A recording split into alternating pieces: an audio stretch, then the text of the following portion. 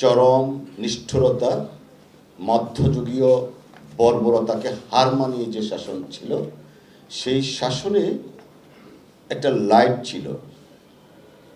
সেই টানেলের যদি আমরা ধরি, সেই লাইটটা হলো মায়ের ডাক। তো আজকে এই মায়ের ডাক যে প্রোগ্রামটা, আজকে এই দিবসটা পালন করতে যাচ্ছে, যে কারণে আমি বললাম there is always a light end of the tunnel. So সেই সময়ে আমরা অনেকেই, আমি একজন আইনজীবী আপনারা জানেন, অনেকেই কল্পনার মধ্যেও পড়েনি যে একদিন এই মায়ের ডাকের কান্না সারা দেশব্যাপী বিস্তৃত হয়ে ফ্যাসিস্ট হাসিনাকে দেশ ছাড়তে হবে। তো তখন যারা এই মায়ের ডাক ব্যানারকে সামনে নিয়ে রাজপথে দাঁড়িয়েছিলেন, বিভিন্ন জায়গায় দাঁড়িয়েছিলেন, নিগৃহীত হয়েছিলেন, কত নিষ্ঠুরতা তাদের উপরে পরিচালিত হয়েছিল, সেই কথা, সেই আবেগ দিয়ে এখন আমরা আর চলতে চাই না। এই মায়ের ডাকের একদম প্রথম থেকে অদ্য পর্যন্ত একজন সাক্ষী আজকের মাননীয় প্রধান অতিথি। আমি অনেকক্ষণ বক্তব্য শুনছিলাম, আবেগে কান্না আসছিল। Of course we have been crying last 17 years.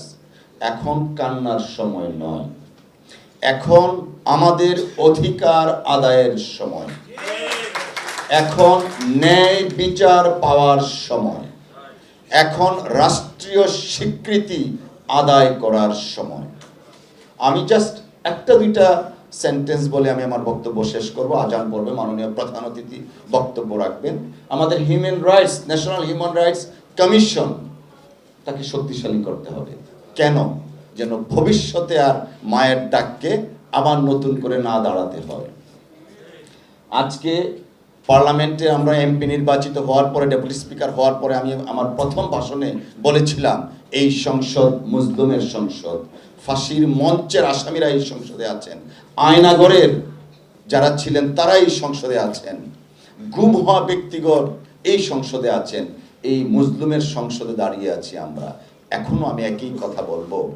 আজকে আয়নাঘরের একজন সদস্য এখানে আছেন মাননীয় সংসদ সদস্য হিসাবে, মায়ের ডাকে নেতৃত্বে ছিলেন তুলি, তিনিও সংসদ সদস্য আছেন, গুম হওয়া খোকন সাহেব আছেন, আরেকজন আছেন।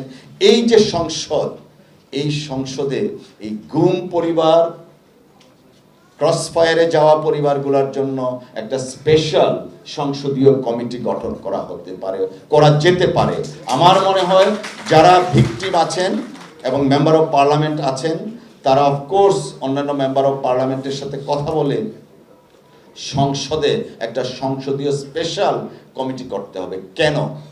আমাদের নূর খান সাহেব একটু আগে যে কথাগুলো বলে গেছেন, আমরা ন্যায় বিচার চাই।